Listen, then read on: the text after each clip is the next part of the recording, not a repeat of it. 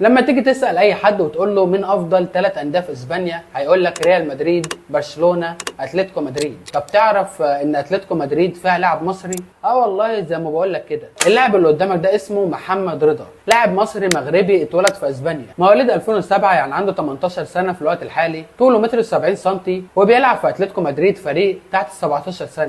محمد بيلعب وينج رايت ورجله الاساسيه هي الشمال، ولكن بيقدر يلعب وينج ليفت وبلاي ميكر وبيأدي في الثلاث مراكز بشكل هايل. زي ما قلت لك محمد اتولد في اسبانيا من اب مصري وام مغربيه. اللاعب عنده الجنسيتين، واللاعب مهتم جدا انه يكون موجود في منتخب مصر.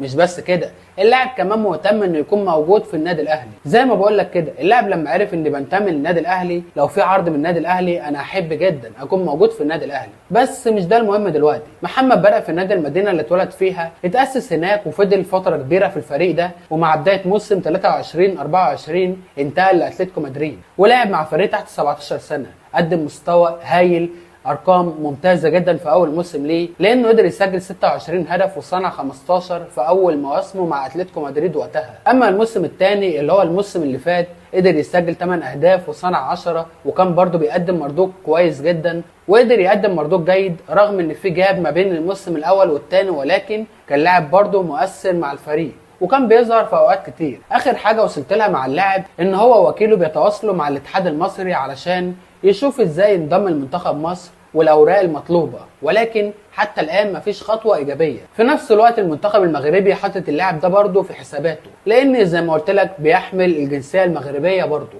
كمان اللاعب حاليا وقع مع وكاله تيما اللي بتسوقه سواء في الخليج او حتى في اوروبا. وبشكل شخصي تواصلت مع اللاعب اكتر من مره واتكلمنا كتير، واللاعب هو اللي طلب مني ان اعرضه على النادي الاهلي، مش انا اللي طلبت، اللاعب هو اللي طلب، وهو حابب ده جدا وعارف النادي الاهلي وعارف ازاي انه نادي كبير في افريقيا. ومش هقول لك ان هو اللي عاوز يمشي من اتلتيكو، سواء النادي مشاه او هو اللي مشي، هو لاعب مبشر جدا. يعني ما كانش مهم بالنسبه لي اعرف مين اللي مشى التاني، لاني انا مقتنع بامكانياته وكنت بتواصل معاه قبل موضوع الاهلي ده تماما.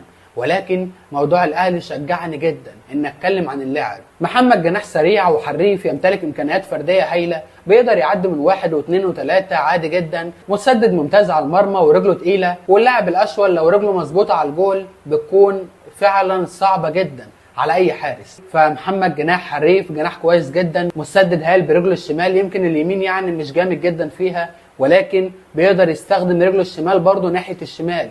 يعني فكره انه يسدد تسديده زي اللي قدامك دي برجله الشمال من ناحيه الشمال، فدي حاجه مش سهله. يعني مش اي لاعب اشول يقدر يعمل ده، ولكن هو فعلا كواليتي هايل.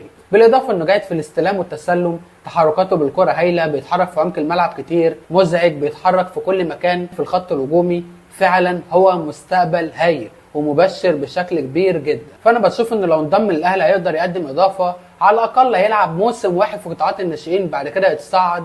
وليه ما ينضمش دلوقتي ويكون موجود مع الفريق الاول؟ لاعب اشول ناحيه اليمين، محمد عبد الله موجود، انت بتامن المكان ده لمده 10 سنين قدام.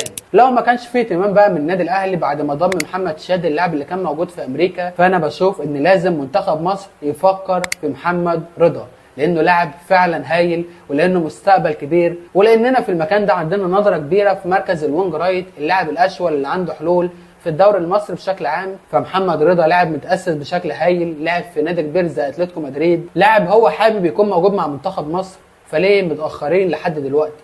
عموما لحد هنا انا خلصت كلامي، بس عاوزك تقول لي في الكومنتات تحت، هل محمد رضا لاعب مميز ولو انضم للنادي الاهلي هيقدر يقدم اضافه، ولا انت شايف ايه؟ ونفس الكلام على منتخب مصر، هل منتخب مصر اتاخر انه يضم لاعب زي ده ولا لا؟ فانا هستنى الكومنت بتاعك لانه مهمني جدا. واخيرا اتمنى توحد الله وتصلي على النبي، واعمل لايك وسبسكرايب وفعل زر الجرس، واوعى تنسى تعمل لايك وفولو للصفحه الرسميه على فيسبوك اللي اسمها طوفان اهلاوي او اللي اسمها سكاوت اي كيو، بنتكلم كتير جدا في الكوره هناك، فخش اعمل لايك وفولو وتابع كل جديد. نتقابل بخير، سلام.